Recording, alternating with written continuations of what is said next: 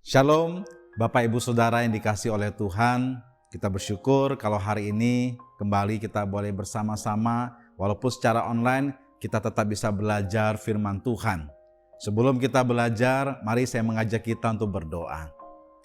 Bapa kami di dalam surga, kami bersyukur Tuhan, Engkau masih memberikan kami kehidupan sampai hari ini, dan juga kesempatan untuk kami boleh terus mengenal Tuhan. Dan setelah mengenal Tuhan, kami melakukan apa yang Tuhan kehendaki.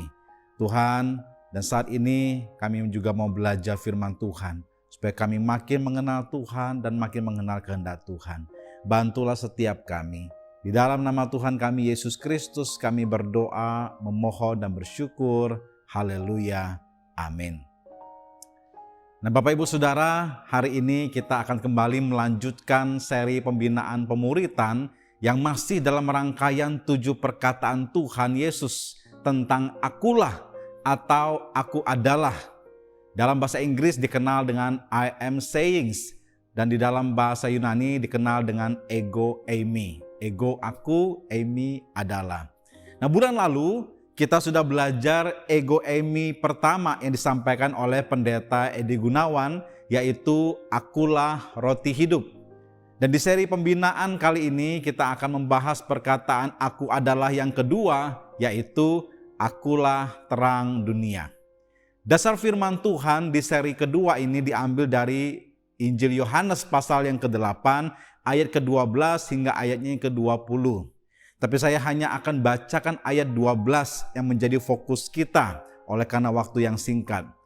Yohanes 8 ayat 12, demikian firman Tuhan. Maka Yesus berkata pula kepada orang banyak, katanya, akulah terang dunia. Barang siapa mengikut aku, ia tidak akan berjalan dalam kegelapan, melainkan ia akan mempunyai terang hidup. Sebelumnya, mari kita mengetahui lebih dulu konteks ketika Yesus mengucapkan kalimat ini. Pada waktu itu sedang berlangsung Hari Raya Sukkot, atau Hari Raya Tabernakel, atau Hari Raya Pondok Daun di Yerusalem. Nah, Hari Raya Pondok Daun diperingati oleh bangsa Israel secara khusyuk. Mereka tidak boleh melakukan pekerjaan yang berat. Bahkan pada hari pertama dan hari terakhir acara tersebut, bangsa Israel harus berhenti total bekerja. Hari Raya Pondok Daun diperingati bangsa Israel dengan cara tinggal di dalam pondok-pondok yang terbuat dari daun-daunan selama 7 hari atau seminggu penuh. Tujuannya adalah agar mereka mengingat dan menyadari bahwa mereka dulu tidak mempunyai rumah selama pengembaraan mereka di padang gurun ketika mereka keluar dari perbudakan di Mesir sedang menuju ke tanah perjanjian. Tetapi tidak berarti perayaan ini dilakukan secara berkabung. Tuhan justru mengatakan bahwa ini adalah hari raya yang menggembirakan. Mereka harus bersukaria di hadapan Tuhan dengan membawa berbagai macam buah-buahan dan ranting-ranting pohon. Saudara bisa lihat itu di Imamat 23 ayat 33 sampai 43. Nah, ini adalah salah satu hari raya Israel yang pernah dihadiri oleh Tuhan Yesus pada masa pelayanannya. Di dalam perayaan itu ada momen upacara penyalaan pelita di Bait Suci. Nah, sepertinya pada momen penyalaan pelita inilah Tuhan Yesus itu menyampaikan pengajaran ini. Kita tahu bahwa Tuhan Yesus sering memberikan pengajaran melalui analogi atau perumpamaan yang dekat dengan kehidupan sehari-hari. Tidak jarang pula analogi yang dipakai adalah sesuatu yang sedang terjadi di hadapannya, di hadapan para murid ataupun di hadapan orang banyak ketika dia sedang mengajar. Jadi momen ketika penyalaan daripada pelita itu, disitulah Tuhan menyampaikan pengajaran atau perkataan akulah terang dunia ini. Nah, itulah konteks daripada perkataan ini. Nah, sekarang saya mengajak kita mulai untuk membahas. Kita mulai dengan membahas kata aku pada kalimat ini. Yesus mengatakan bahwa dirinya adalah terang dunia. Nah, perlu diketahui pernyataan Yesus sebagai terang ini sangat berhubungan dengan beberapa tulisan perjanjian lama yang sering menghubungkan Mesias dengan terang. Misalnya, saya ambil beberapa contoh, Yesaya 9 ayat 1 yang mengatakan Bangsa yang berjalan dalam kegelapan telah melihat terang yang besar. Mereka yang diam di negeri kekelaman, atasnya terang telah bersinar. Ini bicara tentang Mesias. Lalu Yesaya 60 ayat 1 sampai 2. Bangkitlah, menjadi teranglah, sebab terangmu datang dan kemuliaan Tuhan terbit atasmu. Sebab sesungguhnya kegelapan menutupi bumi dan kekelaman menutupi bangsa-bangsa. Tetapi terang Tuhan terbit atasmu dan kemuliaannya menjadi nyata atasmu. Ini adalah tentang Mesias yang dikaitkan dengan terang di dalam perjanjian lama. Kemudian perjanjian lama juga sering menghubungkan Allah dengan terang. Misalnya Mazmur 27 ayat 1 dari Daud. Tuhan adalah terangku dan keselamatanku. Kepada siapakah aku harus takut? Tuhan adalah benteng hidupku. Terhadap siapakah aku harus gemetar? Jadi di sini dikatakan Tuhan adalah terangku. Lalu ada lagi misalnya Mika 7 ayat 8 yang berbunyi, janganlah bersuka cita atas aku hai musuhku. Sekalipun aku jatuh, aku akan bangun pula. Sekalipun aku duduk dalam gelap, Tuhan akan menjadi terangku. Jadi Tuhan atau Allah di dalam perjanjian lama sudah sering dikaitkan dengan terang. Nah, di dalam perjanjian baru, Injil Yohanes sendiri, khususnya dari pasal 1, kita tahu bahwa Yesus Kristus itu adalah Allah yang berinkarnasi ke dunia. Yohanes 1 ayat 4-5 menuliskan, dalam Dia ada hidup, dan hidup itu adalah terang manusia. Terang itu bercahaya di dalam kegelapan, dan kegelapan itu tidak menguasainya. Ini bicara Yesus sebagai firman, sebagai terang di Yohanes pasal 1. Dan ayat ini paralel dengan Yohanes 8:12 yang tadi kita baca atau yang sedang menjadi pembahasan kita saat ini. Ketika Yesus berkata, akulah terang dunia. Karena itu saudara, dari beberapa kutipan perjanjian lama dan perjanjian baru ini bisa kita tarik kesimpulan. Pernyataan akulah terang dunia, boleh dikatakan aku di sini merupakan klaim Yesus sebagai Mesias dan juga sebagai Allah. Nah, sekarang kita coba beralih ke kata terang. Tadi kita sudah belajar tentang kata aku.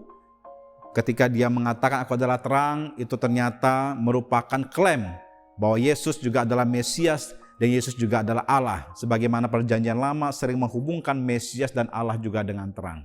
Nah, sekarang kita beralih ke kata terang. Pernyataan Yesus sebagai terang dunia itu secara implisit mau menyatakan bahwa berarti dunia ini gelap, sehingga membutuhkan Yesus untuk meneranginya. Nah, apa yang dimaksud dengan gelap di sini? Tentu bukan hanya gelap secara harafiah, tetapi gelap di sini itu gelap berbicara tentang bahaya, tentang ketidaknyamanan, ketakutan, bahkan gelap yang juga merupakan simbol daripada dosa. Seperti yang dicatatkan di 1 Yohanes 1 ayat 16 yang berbunyi, jika dia katakan bahwa kita beroleh persekutuan dengan dia, namun kita hidup di dalam kegelapan, kita berdusta dan kita tidak melakukan kebenaran. Hidup dalam kegelapan berarti hidup dalam dosa karena tidak melakukan kebenaran. Lalu gelap juga berarti keadaan yang dikuasai oleh setan atau tunduk kepada setan. Karena setan dikatakan sebagai pemerintah, penguasa atau penghulu dunia yang gelap. Sebagaimana dicatat di Efesus 6 ayat 12. Dan gelap juga bisa berarti ketidaktahuan atau kebodohan rohani. Saudara bisa lihat rujukannya di 1 Yohanes 2 ayat 11. Bisa juga gelap itu berarti jalan yang salah. Yohanes 12 ayat 35. Dan gelap bisa juga berarti kematian tanpa harapan atau neraka. Sebagaimana yang juga disinggung di Matius 25 ayat 30. Jadi saudara, inilah makna daripada gelap. Bukan hanya gelap secara harafiah, tapi gelap juga yang berarti segala hal yang tidak baik, saudara. Dan Yesus datang untuk meneranginya. Kemudian kita beralih ke kata dunia. Pada kalimat ini, kata dunia menunjukkan bahwa Yesus itu adalah terang bagi semua orang. Semua orang yang ada di dunia. Yesus adalah terang bukan hanya untuk orang Yahudi saja, tetapi juga untuk bangsa-bangsa non-Yahudi. semua orang, tidak peduli apapun agamanya yang dipeluk, sebetulnya mereka sangat membutuhkan Yesus. Yesus tidak mengatakan bahwa dirinya adalah terang bagi orang Kristen atau dirinya adalah terang bagi gereja, enggak. Tapi dia berkata dia terang bagi dunia ini. Ini maksudnya semua orang yang ada di dunia, termasuk orang jahat sekalipun, orang yang sedang berada di dalam kegelapan, dia membutuhkan terang Yesus. Dan Yesus memang datang untuk meneranginya. Karena sebetulnya makin gelap sebuah tempat, maka makin dibutuhkan terang di tempat itu. Orang yang berada di dalam kegelapan, dia tidak akan tahu bahwa yang sedang dilakukannya adalah salah. Dia tidak tahu jalan yang dia pilih adalah salah. Kita tentu pernah punya pengalaman terjebak di tempat yang gelap. Sedang mati lampu misalnya. Kita tidak tahu harus ke arah mana, kita tidak bisa melihat. Lalu mulai kita berjalan. Walaupun sebetulnya arah jalan kita salah, kita tidak tahu karena kita tidak bisa melihat. Lalu setelah arah yang kita pilih salah, tapi kita tetap terus berjalan sedikit demi sedikit dan ternyata kita sedang menuju ke tangga yang kalau tidak kita sadari kita bisa terjatuh. Atau kita mencoba mencari sesuatu dalam kegelapan dan ternyata kita salah mengambil benda. Kita justru menyentuh benda yang berbahaya misalnya.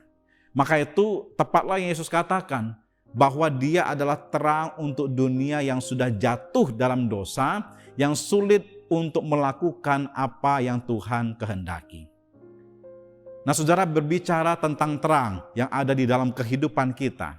Saya mengutip Pendeta Stephen Tong yang pernah mengatakan bahwa ada dua macam terang yang ada di dalam kehidupan kita, yaitu terang yang bersifat natural dan terang yang bersifat supernatural. Terang natural ialah terang yang dapat kita rasakan sehari-hari, yaitu yang berasal dari matahari, dari lampu, atau sumber terang lainnya. Terang ini adalah terang yang dapat memberi kita pengertian mengenai ciptaan. Jadi dengan terang secara natural ini, terang fisik ini, kita bisa mengerti tentang alam-alam semesta di sekitar kita. Tetapi seperti naturnya yang hanya bersifat fisik atau natural, maka terang ini hanya bisa menerangi secara fisik tetapi tidak dapat menerangi hati kita. Karena itu saudara, terang natural tidak cukup. Perlu adanya terang jenis kedua. Apa itu? Yaitu terang supernatural. Terang itu adalah terang supernatural dan Allah adalah sumber terang tersebut. Terang inilah yang dapat memberi kita pengertian lebih dalam tentang kehidupan, hal-hal rohani, keselamatan, dan identitas diri. Pengertian inilah yang sangat dibutuhkan manusia, lebih daripada pengertian tentang alam. Karena pengertian inilah yang akan membawa kita untuk mengenal siapa diri kita dan siapa Allah. Dan dari pengenalan itulah nanti kita bisa tahu tujuan hidup kita.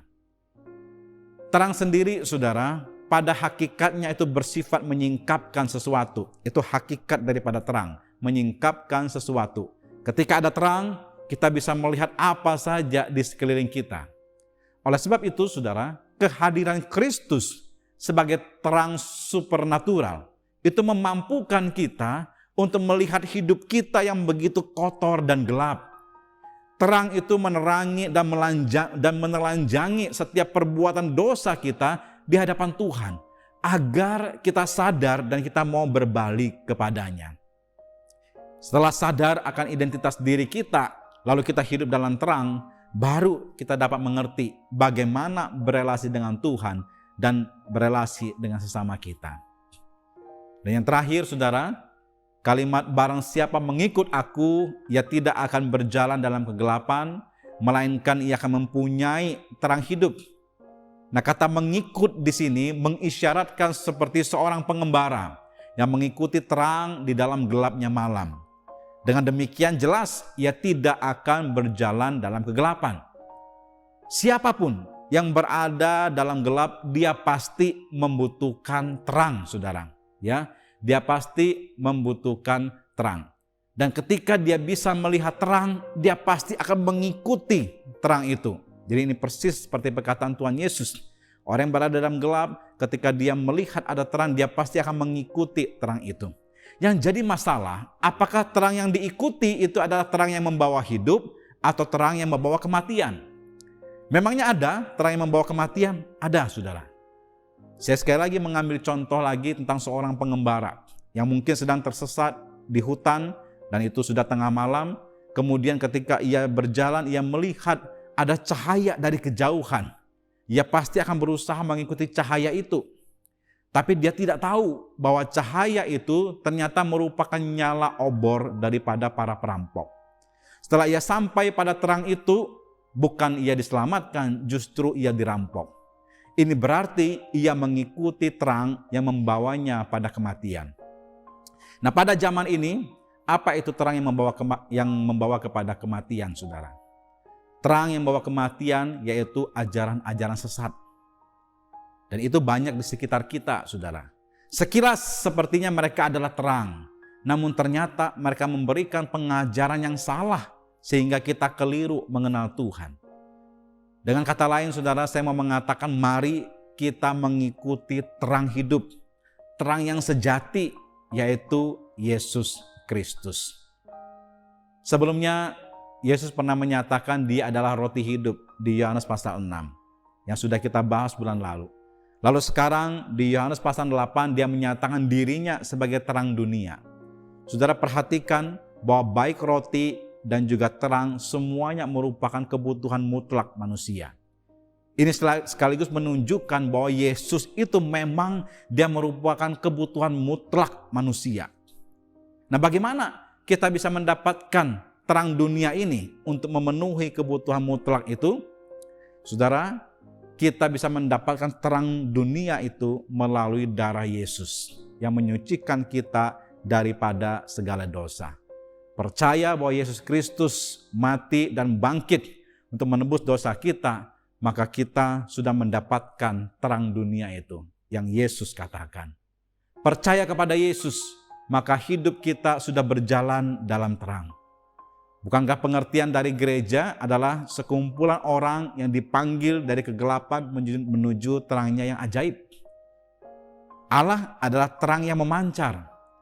Berjalan dalam terang Allah berarti berjalan dalam kebenaran firman-Nya yang tidak memberi ruang kepada keberdosaan.